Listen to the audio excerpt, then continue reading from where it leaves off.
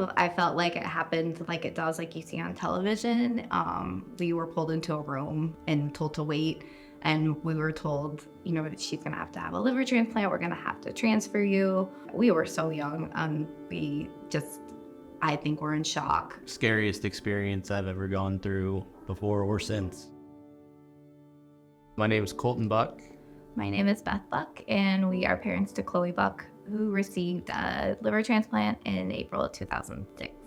We were a young family, just kind of getting used to parenthood with our first one. And then we found out that we were going to have a daughter, which was very exciting, I think, for both of us to have a little girl. She was perfect at birth. Took her to her 2-month checkup and noticed she was kind of jaundiced. And so they ran some tests. And then we got a call saying, you need to get back to the hospital. There's something wrong. So we had no idea what we were getting into.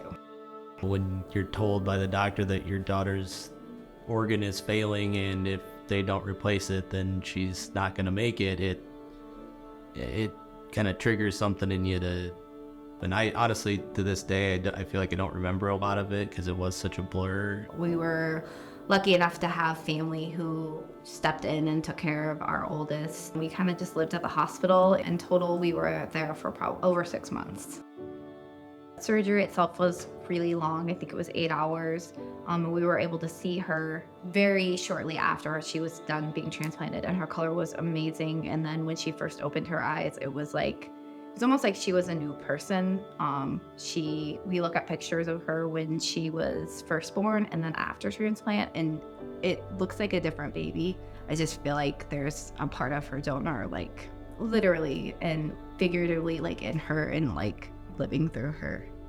After she had her transplant and the adrenaline and whatnot of that situation kind of settling down, I feel like then it really kind of started to settle in, at least for me personally, that, someone had the worst day of their life elsewhere in order for us to have this miracle. I've always heard this from my parents that when I was a baby that I was very sick and I had to get a liver transplant. And I just always remember going to the doctors a lot, getting lots of blood drawn all the time. And I always saw this scar across my stomach. I never knew what it meant. And I always just kind of tried to hide it from people because I didn't know what it meant. My name is Chloe Buck. I received a liver transplant when I was 4 months old, and I'm a senior in high school.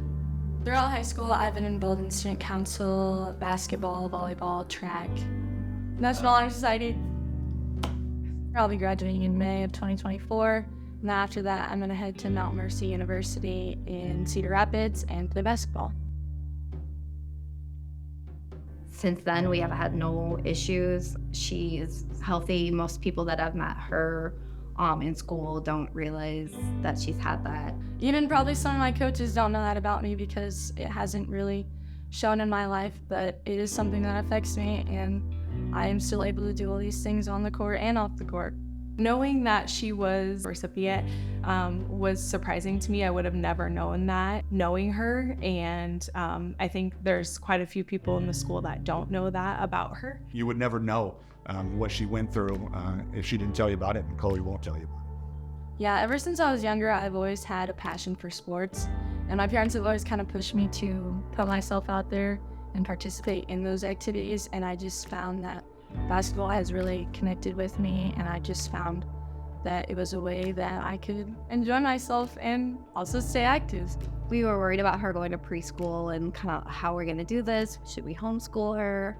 And then she just kind of took off, and she's so active, and it's crazy to think of how far she's come in these past 18 years. I've really enjoyed all the people that I've met throughout high school, all my friends that I will continue to see and communicate later on in my life, and I really enjoy student council and working with the people around me and making things happen throughout my school and making a difference. It's hard to reflect on those days because it all was such a whirlwind, and since the transplant, she's been so blessed and so healthy that it's hard to imagine any other outcome than what we had, even though that was very possible. I think my parents have really influenced that because they know how big of a deal this is, and even when I was younger, I didn't understand it. So they always pushed me to go out for these things, try new things, just embrace life itself. When I first saw the organ donation on the driver's ed program, I didn't think that was a thing that would happen, and it was weird because I could relate to that, and that was never a thing in my life that I was like, oh, organ donation, that's something I can talk to people about, and these people will relate to me about it. I don't think people really get the meaning that it felt to me and how much it meant to me to say yes and be able to give my life to someone else someday and make a difference in their life as well. Without organ donation, I don't know where any of us would be right now. I mean, the thought of losing Chloe before we even really got to know her was just it's too much. Without organ donation, I wouldn't be here today, and I wouldn't be able to accomplish all the things that I have throughout my life.